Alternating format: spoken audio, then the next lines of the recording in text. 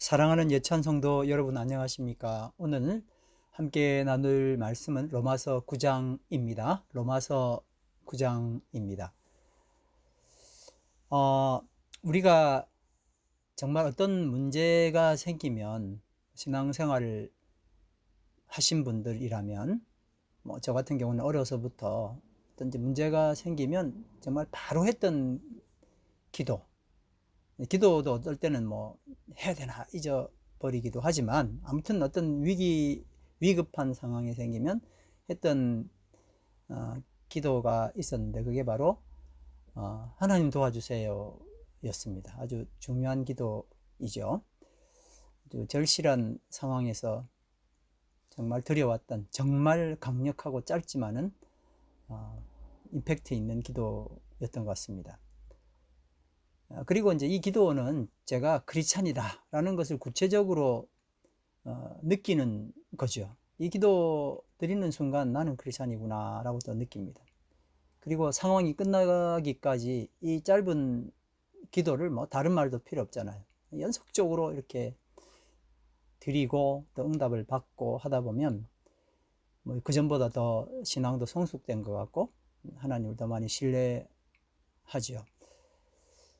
그런데 이 로마서 9장을 보면서 어떤 생각이 드냐면 이 기도를 그쳐야 하는구나 하는 생각을 하는 겁니다.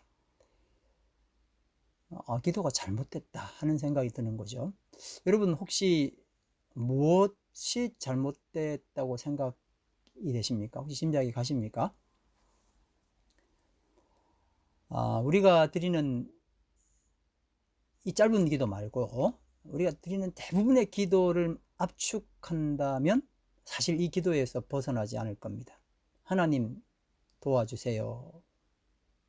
하나님 저를 도와주세요. 라는 기도이죠. 더 줄이면 하나님 주세요 입니다. 그리고 더 줄이면 뭘까요? 주세요 이겠죠. 이것이 우리 신앙이고 이게 바로 하나님을 믿는 이유였습니다. 우리는 힘주어서 주십시오라고 외칩니다. 정말 몇몇 크리스천들 제외하고는 기도의 주된 관심사가 하나님이기보다는 주시옵소서죠. 그런데 이것은 누구든지 내 요구를 들어주기만 하면 그게 내 하나님이라는 것과 다르지 않죠. 신자들이 비신자들에게 예수님 믿으라고 전도할 때 뭐로 전도합니까? 그 주된 메시지가 뭡니까? 안타깝게도 이것 아닙니까? 내가 믿었던 신보다 지금까지 네가 믿었던 그런 신보다 지금 내가 믿는 신이 더 잘 준다. 내가 믿는 신은 당신이 믿는 신보다 요구하는 것도 단순하고 아주 깔끔하다. 한번 믿어봐라. 이런 것이 복음이라고 착각을 한 거죠. 그런데 이건 정말 바로 된 복음일까요? 예수께서 우리에게 오신 것은 우리의 모든 짐을 벗어버리고 편히 쉬는 것이죠. 우리가 무거운 짐을 지고 고통하는 것에서 자유를 누리는 것 아닙니까? 그런데 크리스찬임임에도 여전히 하나님이 주시는 그 자유함을 누리지 못하고 짐에 눌려서 고통하는 이유는 뭘까요? 바로 가짜 복음입니다. 여러분, 가짜 복음이 뭘까요? 네, 내가 복음이죠. 내가 복음. 네, 참 지어낸 이야기지만 참 의미가 있습니다. 가짜 복음은 내가 복음입니다. 내가 복음, 없는 복음이죠. 복음서에 없지만 아무튼 만들어낸 이야기지만 모두 다 사복음서를 읽으면서 결국 내가 복음으로 그것을 내는 재주가 다 있더라 이겁니다. 내가 복음은 뭡니까? 주님 나에게 주시옵소서입니다. 뭔 말씀을 읽는다 할지라도 결국 주님 나에게 주십시오라고 기도한다면 그건 내가 복음이죠. 사업 잘 되게 해주십시오. 그래서 그렇게 해주시면 제가 이렇게 하겠습니다. 시험 잘 보게 해주십시오. 그러면 제가 이렇게 하겠습니다. 이번 한 번만 도와주십시오. 그렇게 해주시면 제가 어떻게 하겠습니다. 뭐 급하면 지키지도 못할 약속도 남발하기도 하고. 자, 그런데 여러분, 이 기도가 응답되면 나타날 결과가 뭘까요? 하나님께 영광이라고요? 물론 그럴 수 있겠죠. 그런데 꼭 이 이유만일까요? 더 큰 의도가 있지 않습니까? 그건 바로 내 것을, 내 소유를 가지는 겁니다. 왜 그럴까요? 내 마음대로 조종할 수 있는 나의 소유, 나의 영역, 나의 왕국을 가지기 위하여 그렇게 기도했던 겁니다. 그게 바로 내가 복음이죠. 그 크기가 작다고 또 문제가 작다고 별 문제가 아니다 이렇게 말할 수 없습니다. 가지게 된 것, 그게 큰 문제입니다. 그런 의미에서 보면 하나님이 나에게 뭔가를 가지지 못하게 만들고 다른 사람 다 가지고 있는데 나는 그 가지고 있지 않은 것 때문에 아직도 고통을 당한다면 사실은 이건 복일 수 있습니다. 크리스찬이 힘든 이유가 뭘까요? 내 마음대로 할 수 있다는 것이 짐이고 고통 덩어리인지 모르는 것 아니겠습니까? 근데 이것은 만족을 또 모르죠. 내 마음대로 할 수 있는 영역을 더 넓히라고 지속적으로 요구를 하는 거죠. 그러면 사람은 그 허황된 욕구가 열정과 믿음의 동력이 되어서 더 열심히 기도하겠죠. 그런데 그 기도의 응답은 더 큰 짐을 지는 것일 뿐입니다. 잠깐의 만족을 위해서 우리는 엄청난 짐을 껴안고 힘겹게 살아가야 하는 겁니다. 그래서 내 짐은 점점 무거워지는 것입니다.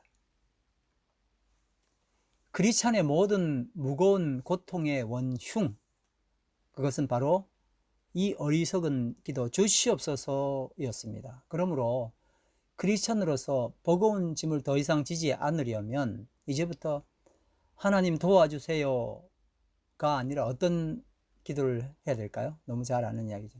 하나님 뜻이 이루어지기를 원합니다 라고 기도해야 할 것입니다. 한번 우리 다 같이 해볼까요? 하나님의 뜻이 이루어지기를 원합니다. 아멘. 이 기도는 다른 기도를 하기 위한 전초전이 아닙니다. 이렇게 기도해야 하나님이 다른 기도를 들어주실 거야. 그래서 하는 전초전이 아니라는 겁니다. 그동안 해온 모든 기도를 중지하라는 의미이지요. 모든 기도를 그치고 모든 기도를 버리고 하나님의 뜻이 이루어지기를 원합니다 라는 기도가 모든 것이 되어야 한다는 의미입니다. 그러니 이 기도가 시작이고 끝이어야 합니다.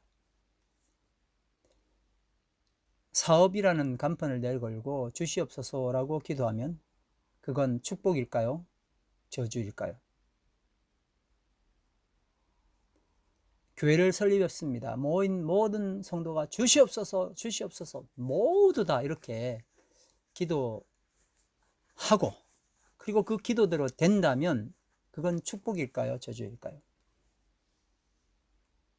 그런데 무엇을 시작하든 무엇을 마치든 하나님의 뜻을 구하고 그 뜻이 정말 아름답게 이루어지기를 기도하는 사람은 그 뜻이 이루어지기도 전에 이미 엄청 축복을 받은 사람일 겁니다. 그에게는 쓸데없이 져야 할 무거운 고통의 짐이 없지요. 뜻은 하늘에서 이루어진 것이 이 땅에서 이루어지는 것입니다. 여러분, 정말 중요한 이야기를 하겠습니다. 한번 들어보세요. 그러므로 내가 프로그래밍 한 것을 하늘로 업로드 하는 것이 아니라 하늘에서 프로그래밍 한 것을 다운로드 하는 것입니다. 나는 그 실행키를 누르는 사람인 것입니다. 내 기도를 계속 하늘로 올려 드리는 게 아니라 사실 기도는 다운로드 하는 것입니다. 하나님, 제발 도와주세요. 제발 도와주세요. 오늘 이 기도에서 하나님, 당신의 뜻이 이루어지길 원합니다. 이렇게 기도하기를 바랍니다. 그러면 그동안 이 기도를 드리기까지 오래 참으신 하나님께 죄송함과 아울러 큰 감사를 드리게 될 것입니다. 로마서 9장은 하나님의 주권을 강조합니다.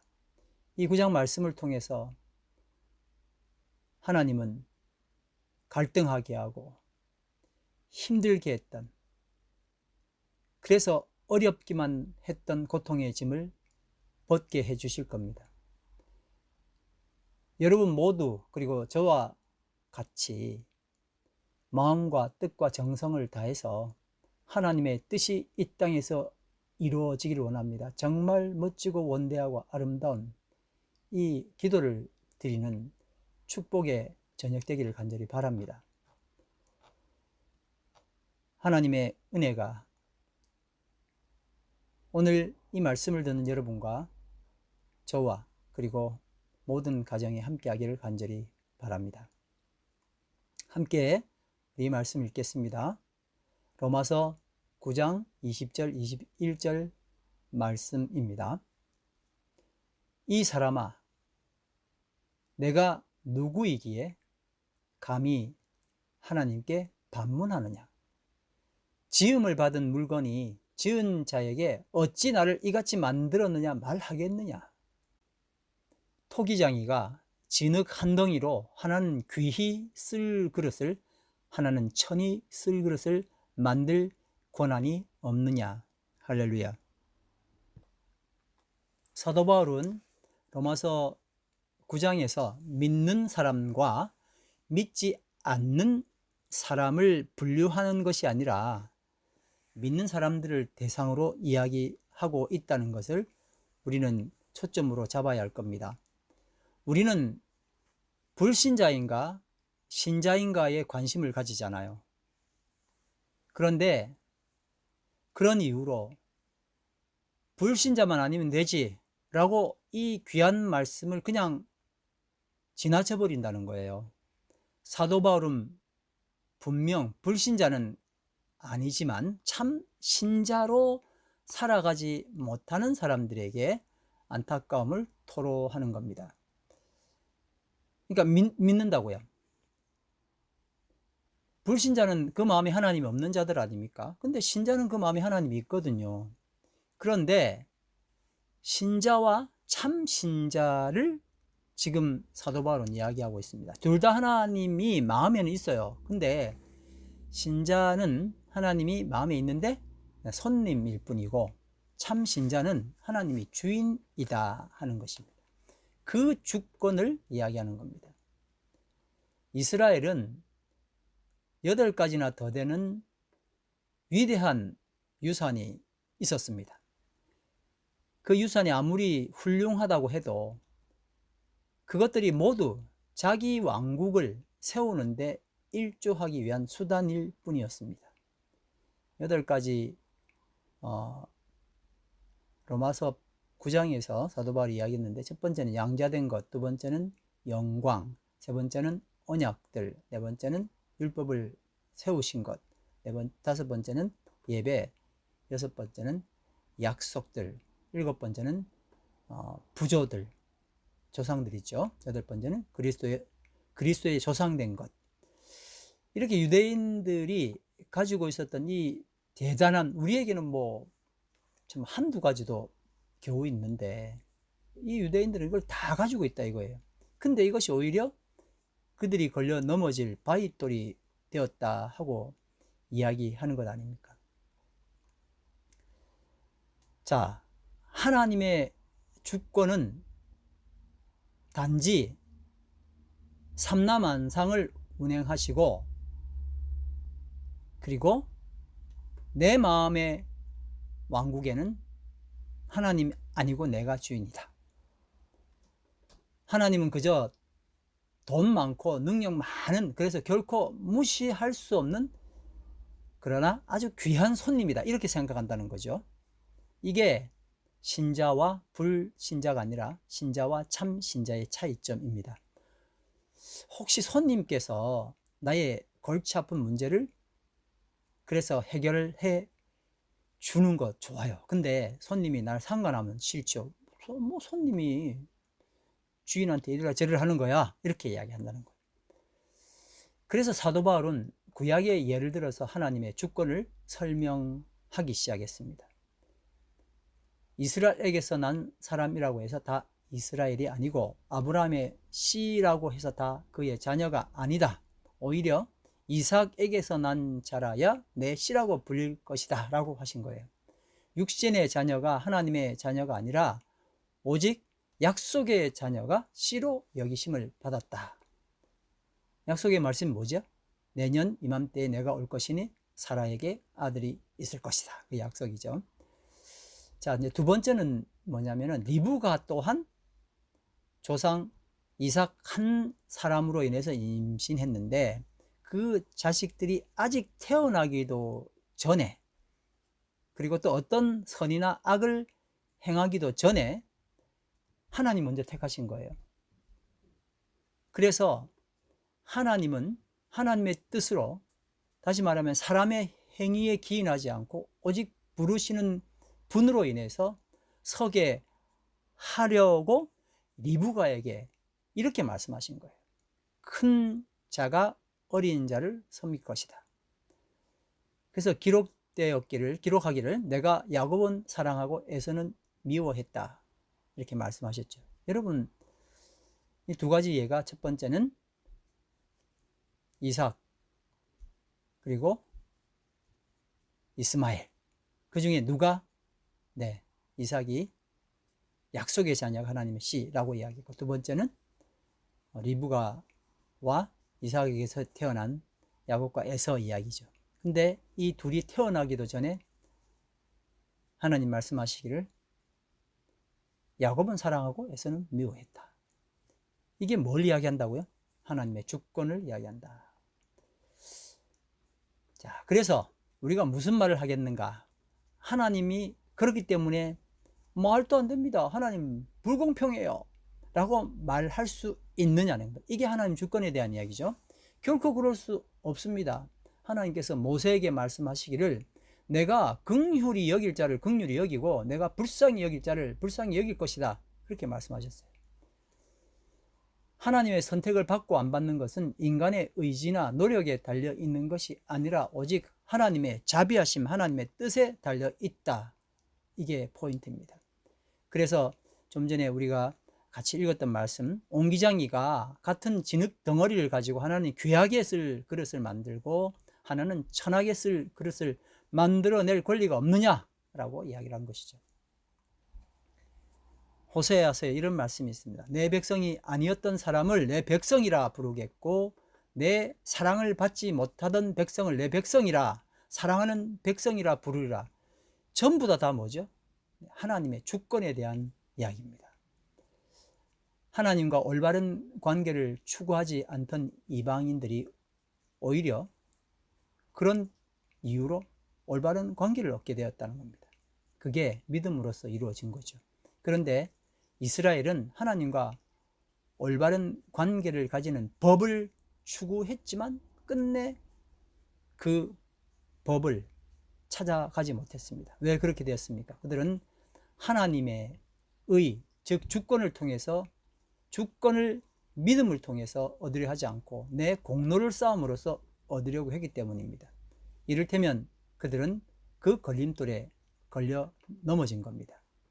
그래서 성경에서 자, 이제 내가 걸림돌 하나를 시온에 놓으려니 사람들이 걸려 넘어질 바위라. 그러나 그를 믿는 사람은 수치를 당하지 아니하리라 하신 말씀대로 된 것입니다. 정리하겠습니다. 죄는 하나님과의 바르지 못한 관계에서 비롯되었습니다. 하나님과 올바른 관계는 무엇입니까? 아담과 하와가 범죄한 이유는 하나님의 주권을 탐한 것이었죠. 그러니 단지 하나님을 몰랐던 사람이 하나님을 알게 되는 것으로 올바른 관계가 성립된 것이 아닙니다.